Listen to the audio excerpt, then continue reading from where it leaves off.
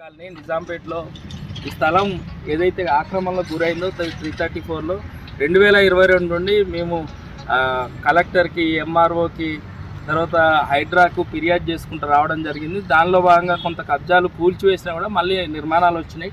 మిగిలిన స్థలమైనా కాపాడాలని హైడ్రా కానీ కన్నా రెవెన్యూ అధికారులు, కలెక్టర్ వీళ్ళ కృషి వల్ల ఈరోజు ఈ స్థలానికి హైడ్రా ఫెన్సింగ్ వేయడం జరిగింది. ఈ ఫెన్సింగ్ వేయడమే కాకుండా తక్షణమే ఇక్కడ ఉన్న స్థానికంగా ఉన్న ఎంఆర్ఓ వీళ్ళంతా కూడా కలెక్టరు దీన్ని ఒక హాస్టల్ కోసం కేటాయించడం జరిగింది. నిర్మాణ పనులు కూడా జరుగుతున్నాయి. ఈ పక్కనే కూడా మళ్ళీ ఒక స్కూల్ హాస్టల్ కోసం నిర్మాణం కోసం దాన్ని కూడా అలాట్ చేయబోతున్నారు. ఈ విధంగా ప్రభుత్వ స్థలాలు రెవెన్యూ అధికారుల కృషి వల్ల, హైడ్రా ఫెన్సింగ్ వల్ల ఏదైతే స్థలాలు కాపాడబడినాయో వాటిని ప్రజా అవసరాలకు కేటాయించడం వల్ల మరొకసారి కబ్జాలకు గురి కాకుండా ఉంటాయి. ఈ విధంగా ప్రభుత్వ స్థలాలు కాపాడడంలో మేము జరిపిన పోరాటం ఈరోజు కార్యరూపం తెలిసి ప్రజలకు ఉపయోగానికి వస్తున్నందుకు సంతోషం. దీనికి ప్రభుత్వ భూములు ప్రజావసరాలకి కాపాడి ప్రజావసరాలు వినియోగిస్తున్న ఇటు రెవెన్యూ అధికారులు కానీ అటు హైడ్రా కానీ